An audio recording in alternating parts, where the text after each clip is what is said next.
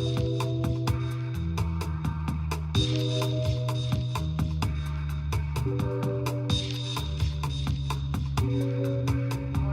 me is Assembly Housing Chair Keith Wright. Thank you for joining us. My pleasure, Ashley. So we're in the final, well, supposedly final hours of session, and the big holdup right now is rent regulations. What have you heard?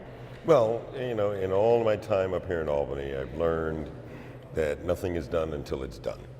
So, but yes, their holdup is probably more than likely rent regulations, and you have to remember that most of the folks from the New York State Assembly are from the city of New York. So it's the economic engine that drives the whole state. It's a place that we call home, and it's also a place that we're very, very passionate about. Most of your New York State senators are from upstate or the suburbs or surrounding suburbs or Long Island. The New York State Senate only has two state senators that are from the city of New York. And I think both of them are from Staten Island. So there's not as much passion, not as much zeal, there's not as much interest, quite frankly, in the protection of rent regulations in the New York State Senate, and quite frankly, they've shown that. I think they've been absolutely uninterested.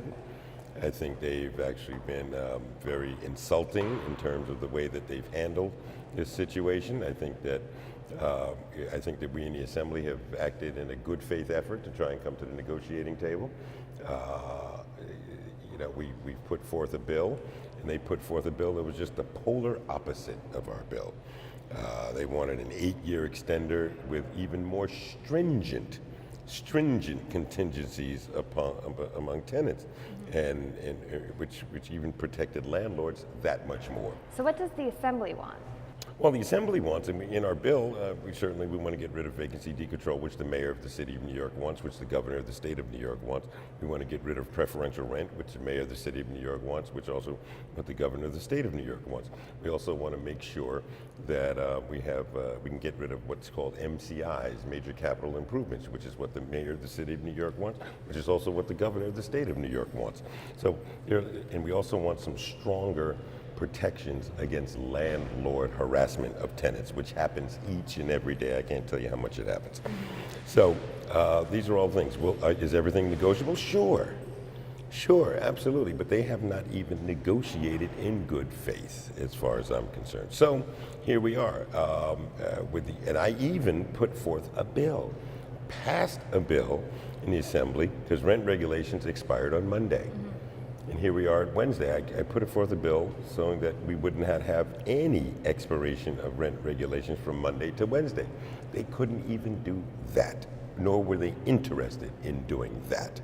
So that's where we are. I know you just recently introduced a bill to extend them until February or January? Late January, early February, yeah. Is that your compromise, just to get something done? Not a compromise. I mean, it's trying to play for any and all variables. We quite frankly don't know what they're doing or what they're going to do. I think that, you know, they want to go 8 years, so we're going 6 months. Just to even give us more time to negotiate, give us more time to discuss, and hopefully give us more time to come to a better understanding. And for those who don't live in New York City, why is this so important? Well, let me just say, when I opened up, I said New York City is the economic engine that drives the whole state of New York. Not that we don't love the rest of the state, but New York, you know, there's an old expression that I learned from that great American soothsayer, Shaquille O'Neal, who you'll see on TNT on any basketball game. If the big dog don't get fed, the house goes unprotected. So we have to protect the house. We have to protect the city of New York, and rent regulations have been with us since I can ever remember. And if we get a whole destabilization of the city of New York, there will be pure bedlam. Thank you so much for joining us. Thank you.